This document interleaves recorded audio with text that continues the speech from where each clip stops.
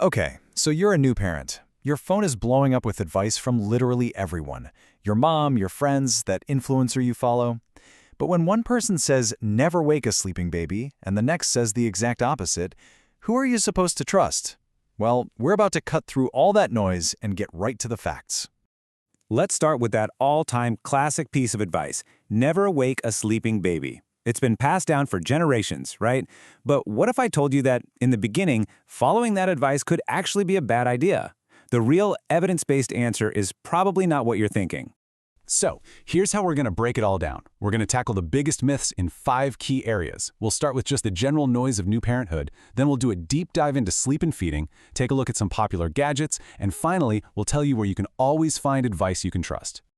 From your grandmother's wisdom to the latest TikTok trend, you are getting information from everywhere. But when it comes to your baby's health, relying on solid, evidence-based info is really the only thing that matters. It's so easy to feel overwhelmed when one person tells you one thing and a quick online search tells you the complete opposite.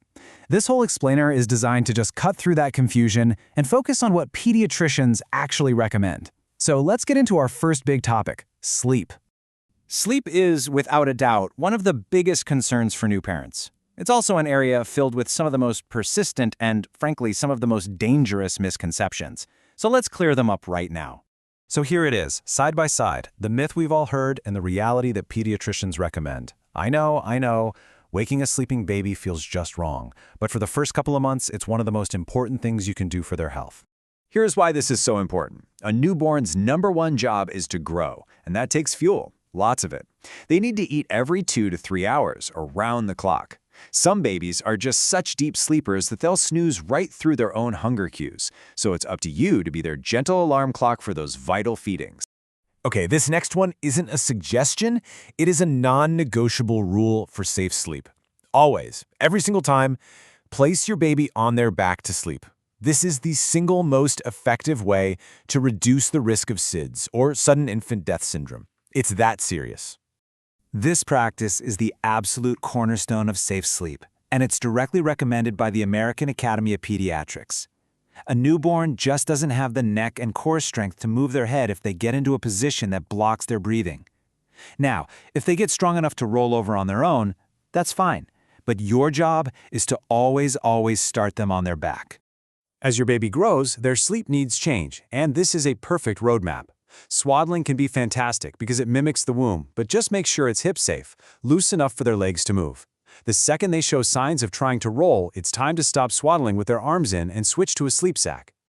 All right, after sleep, what's the next biggest topic? Food, of course. Feeding is another area that is absolutely packed with myths. So let's separate fact from fiction and bring some clarity to your baby's nutrition. Let's be very clear on this one. While there might be some initial discomfort as you and your baby are learning, breastfeeding should not hurt continuously. Persistent pain is a signal that something is wrong, usually with the latch. Don't just suffer through it, reach out to your pediatrician or a lactation consultant for help. Here are a few quick-fire facts to bust some of the most persistent myths out there. First, breastfeeding is not a reliable form of birth control. You can absolutely get pregnant.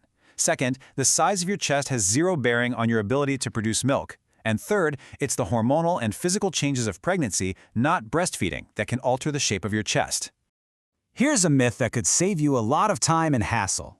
Bottle warmers are not a necessity. Babies are perfectly happy and safe drinking room temperature or even cooler milk right from the fridge. In fact, getting your baby used to cooler milk can make travel and on-the-go feedings so much easier. This is a critical safety warning that cannot be overstated. A baby's nutritional needs, particularly for things like electrolytes, are incredibly specific and delicate. Commercially produced formula is scientifically designed to meet those needs. It is never, ever safe to try and replicate it at home. Oh man, the baby market is just flooded with gadgets that all promise to make your life easier or your baby safer. So let's talk about what's actually recommended, especially when it comes to safe sleep. When it comes to a safe sleep space, the rule is simple: bare is best. The only things that belong in the crib are a firm mattress, a fitted sheet, and your baby. That is it. No pillows, no blankets, and definitely no crib bumpers, all of which are suffocation risks.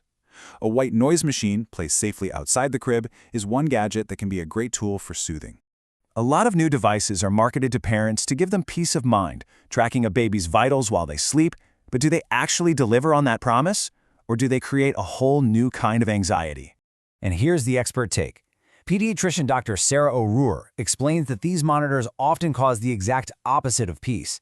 Normal movements, a loose fit, or natural dips in oxygen levels can trigger alarms, leading parents to hyper-focus on the numbers and experience way more stress. Unless prescribed by a doctor for a specific medical reason, these are generally not recommended.